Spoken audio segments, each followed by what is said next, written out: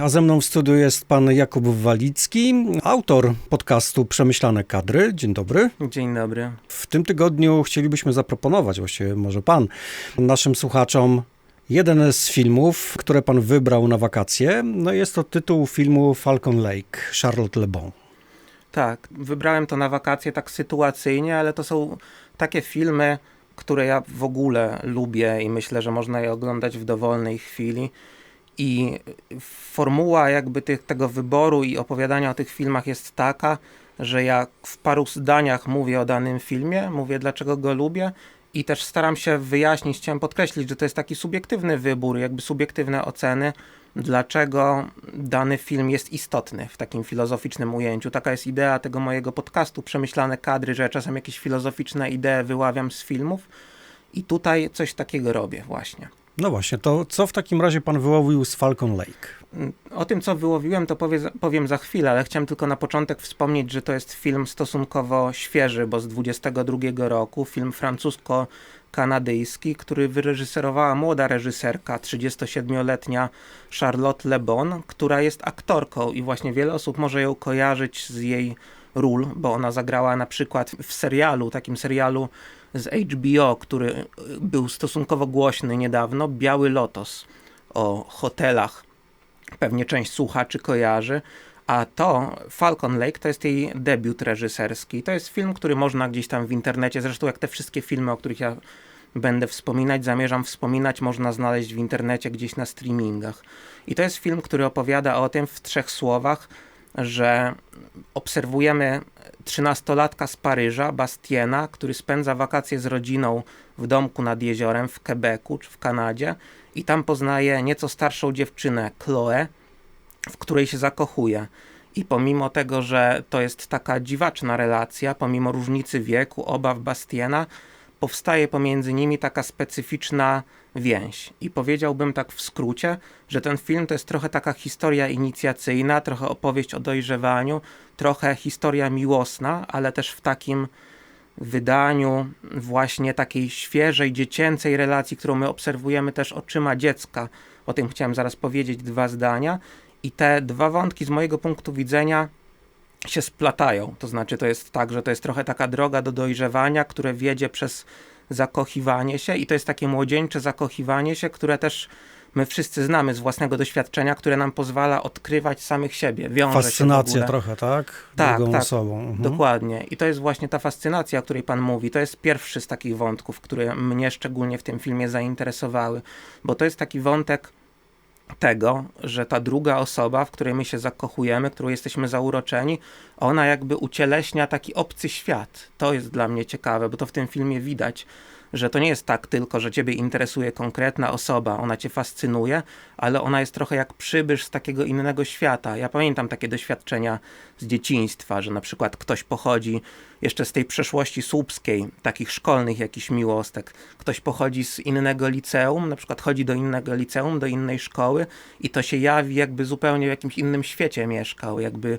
jak ma jakieś inne kręgi znajomych, to tak samo, jakby to było gdzieś tam, nie wiem, jakiś szczyt Olimpu i ty patrzysz po prostu z daleka, z dużej odległości na to wszystko.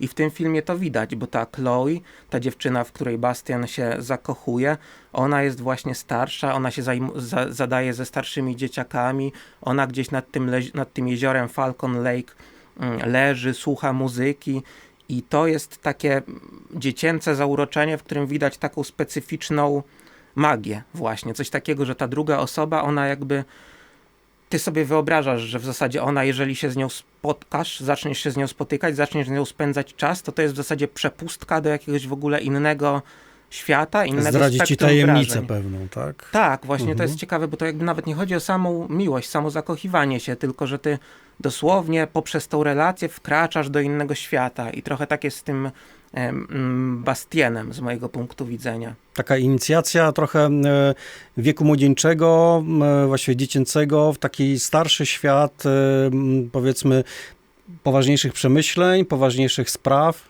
Tak, dokładnie. I to już się wiąże z drugim wątkiem, o którym chciałem wspomnieć.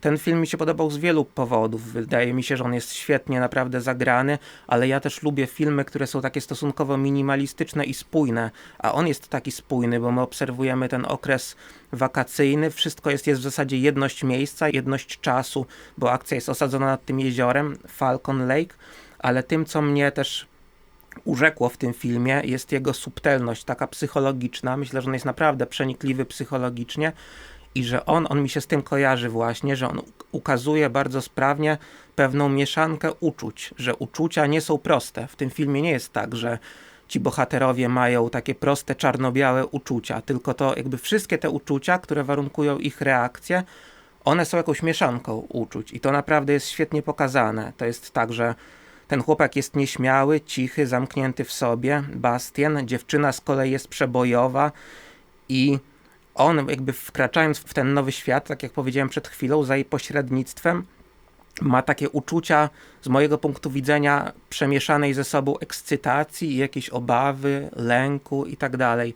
I to, że on jakby cokolwiek on zrobi w tej relacji, on jakby, to jest wyjątkowo ciekawe, wydaje mi się, że on się tego obawia też, że to jest trudne doświadczenie i jest nawet w filmie taka świetna scena, która moim zdaniem ma bardzo metaforyczny charakter i to jest scena, która ukazuje to, jak Bastien i Chloe są razem nad jeziorem i ona zaczyna się rozbierać na brzegu, podnosi koszulkę do góry, a on się cofa coraz głębiej i głębiej. Jest odwrócony tyłem w kierunku do centrum jeziora, przodem do Chloe i zaczyna się cofać. I im bardziej on się cofa, tym wyżej ona podnosi koszulkę. I dochodzi do tego, że jak ona już podnosi tą koszulkę dość wysoko, to on jest tak głęboko, że woda mu zaczyna zalewać twarz, zakrywa mu usta, zakrywa mu oczy i tak dalej. I nie będę opowiadać, jak ta scena się kończy, ale moim zdaniem ona właśnie świetnie pokazuje ten nastrój tego filmu, to znaczy to, że my obserwujemy tą historię oczyma Bastiena i że on ma w sobie taką mieszankę uczuć, w tym sensie, że on się boi, bo idzie w głąb tej wody i może w ogóle stracić w dowolnej chwili grunt pod nogami, ale jednocześnie wie, że musi to robić, bo czuje jakieś takie pożądanie. I to jest też ciekawe, że ten film nam coś takiego pokazuje, co moim zdaniem z zakochiwaniem się wiąże, że to jest tak, że ty się pewnych rzeczy boisz, że się zatracasz, ale też widzisz jakąś taką obietnicę takiego spełnienia w tych stanach emocjonalnych, które są też związane z jakimś takim przekraczaniem obaw swoich ze strachem po prostu, ze strachem, z jakimś wyzwaniem, bo wiadomo jak to jest w miłości, że my siebie samych też wystawiamy na próbę, pozwalamy się zranić ewentualnie I i też tak takie dalej. tracenie trochę gruntu pod nogami, tak jak w tym wypadku, jeśli chodzi o jezioro. Właśnie, no tak, naprawdę. Wydaje mi się, że to jest taka scena, ona z mojego punktu widzenia w zasadzie podsumowuje nawet cały film, tak symbolicznie. Gdyby ktoś chciał powiedzieć w 2 zdaniach, o czym jest ten film, to powinien w zasadzie przeanalizować tą scenę, bo ona to całkiem dobrze wyraża. Jest jeszcze jeden wątek, o którym chciałem wspomnieć krótko, bo to też jest istotne, bo to jest tak, ja w ogóle oglądając ten film Falcon Lake miałem takie wrażenie, my śledzimy jakby na żywo te wydarzenia, które się tam rozgrywają nad jeziorem, ale ja sobie wyobrażałem, że my moglibyśmy też to interpretować w taki sposób, że Bastien jest już dorosły i że on wspomina swoją relację z dzieciństwa, bo można odnieść wrażenie, film nam tego nie mówi, czy tak jest, nie wiemy co się stało później z tym chłopakiem, ale można odnieść wrażenie, że to jest taka relacja bardzo archetypiczna, w takim sensie, że my mamy takie relacje z dzieciństwa, jakąś taką pierwszą miłość powiedzmy, ale wydaje mi się, że ona nie musi być pierwsza, jakieś takie wrażenia, które w tym naszym dziecięcym umyśle się wypaliły jak ogniem czasami i że to zostanie z nami w ogóle przez całe życie już. To mogą być jakieś takie subtelne zdarzenia, drobne, niepozorne i tak dalej. Ale wyryły się na stałe. Tak, i one właśnie to jest coś takiego, ten film moim zdaniem coś takiego pokazuje, coś takiego sugerował, ja to tak rozumiałem, że to nie chodzi tylko o to, że to jest historia miłosna, że to jest relacja tej pary bohaterów, ale że to jest taka relacja, że jak sobie wyobrazimy Bastiena już dorosłego, to możemy domniemywać, że on w ramach każdej kolejnej relacji odnosi swoje doświadczenia do tej pierwszej relacji z Chloe właśnie, że to jest, nawet sobie tak myślałem, że to jest, ten film to w pewnym sensie jest zapis tego, jak się kształtowała taka soczewka, nawet można powiedzieć metaforycznie, że taka soczewka jakby ukształtowana tymi wodami tego jeziora Falcon Lake właśnie, przez którą on będzie patrzeć na jakieś kolejne relacje, bo wydaje mi się, że coś takiego jest, że no, my możemy się nawet chcieć odciąć od pewnych relacji, ale jest coś takiego, że Pamiętam, że taki dialog był w filmie Wszystkie nieprzespane noce, w polskim filmie, że jak ktoś, z kimś spędzaliśmy czas w określony sposób, ktoś nas dotykał w określony sposób, to nawet się zapisuje jakoś tak w ciele i potem się na podstawie tych wzorców, które się ukształtowały w danym okresie dzieciństwa, chociaż to może też zdarzyć się później,